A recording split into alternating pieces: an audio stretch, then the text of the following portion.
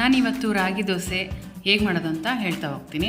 ನಾನಿಲ್ಲಿ ಕಾಫಿ ಕುಡಿಯೋ ಲೋಟದಲ್ಲಿ ಅರ್ಧಕ್ಕಿಂತ ಸ್ವಲ್ಪನೇ ಜಾಸ್ತಿ ಉದ್ದಿನಬೇಳೆ ತೊಗೊಂಡಿದ್ದೀನಿ. ಹಾಗೆ 1.5 ಸ್ಪೂನಷ್ಟು ಮೆಂತ್ಯ, 1.5 ಸ್ಪೂನಷ್ಟು ಕಡಲೆಬೇಳೆ ಹಾಕಿ ಚೆನ್ನಾಗಿ ತೊಳೆದು ನೆನೆಸಿಟ್ಕೊಂಡಿದ್ದೀನಿ 6 ಗಂಟೆ ಟೈಮು.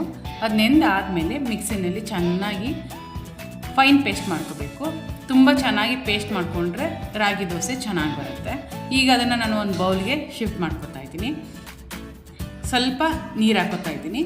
ಹಾಗೆ ಉದ್ದಿನಬೇಳೆ ತೊಗೊಂಡಿರೋ ಲೋಟದಲ್ಲೇ ಒಂದು 5 ಕಪ್ ಆಗುವಷ್ಟು ರಾಗಿ ಹಿಟ್ಟನ್ನ ತೊಗೊಂಡಿದ್ದೀನಿ. ಹಾಗೆ 1 ಕಪ್ ಆಗುವಷ್ಟು ಅಕ್ಕಿ ಹಿಟ್ಟು ತೊಗೊಂಡಿದ್ದೀನಿ. ಈ ಎರಡನ್ನೂ ಚೆನ್ನಾಗಿ ಕಲಿಸ್ಕೋಬೇಕು. ಎಲ್ಲೂ ಗಂಟಿಲ್ದಿರೋ ಥರ ಚೆನ್ನಾಗಿ ಕಲಿಸ್ಕೋಬೇಕು.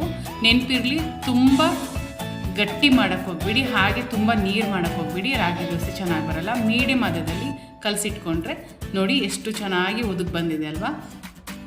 ಈಗ ಇದನ್ನು ಚೆನ್ನಾಗಿ ಕಲಿಸ್ಕೊಂಡು ಇದಕ್ಕೆ ಉಪ್ಪು ಮತ್ತು ಸಕ್ಕರೆ ಹಾಕೋಬೇಕು. ಸಕ್ಕರೆ ಹಾಕೋದ್ರಿಂದ ರಾಗಿ ದೋಸೆ ತುಂಬ ಶೈನಿಂಗ್ ಬರುತ್ತೆ, ತುಂಬ ಚೆನ್ನಾಗಿ ಬರುತ್ತೆ.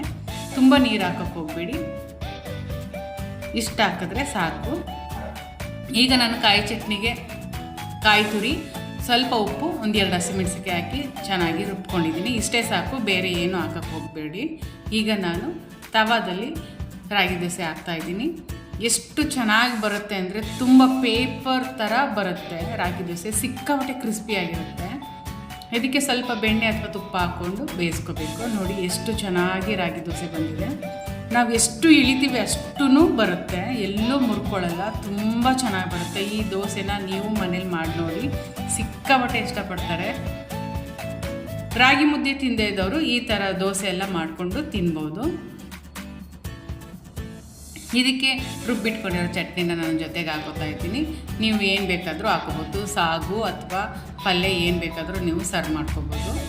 ರಾಗಿ ದೋಸೆಗೆ ಕಾಯಿ ಚಟ್ನಿ ತುಂಬ ಚೆನ್ನಾಗಿ ಕಾಂಬಿನೇಷನ್ ಆಗಿರುತ್ತೆ. ಇದಕ್ಕೆ ನಾನು ಸ್ವಲ್ಪ ಬೆಣ್ಣೆ ಹಾಕ್ತಾಯಿದ್ದೀನಿ. ಬೆಣ್ಣೆ ಅಂತೂ ಸಿಕ್ಕಾಪಟ್ಟೆ ಚೆನ್ನಾಗಿರುತ್ತೆ ರಾಗಿ ದೋಸೆಗೆ. ಈ ವಿಡಿಯೋ ಇಷ್ಟ ಆದರೆ ದಯವಿಟ್ಟು ನಿಮ್ಮ ಫ್ಯಾಮಿಲಿ ಫ್ರೆಂಡ್ಸ್ಗೆ ಶೇರ್ ಮಾಡಿ, ಹಾಗೆ ಲೈಕ್ ಮಾಡಿ, ಕಮೆಂಟ್ ಮಾಡಿ. ಯಾರು ಸಬ್ಸ್ಕ್ರೈಬ್ ಆಗದೆ ಹಾಗೆ ನೋಡ್ತಿದ್ದೀರೋ ದಯವಿಟ್ಟು ಸಬ್ಸ್ಕ್ರೈಬ್ ಮಾಡಿಕೊಂಡು ನನ್ನ ಚಾನಲ್ನ ಸಪೋರ್ಟ್ ಮಾಡಿ.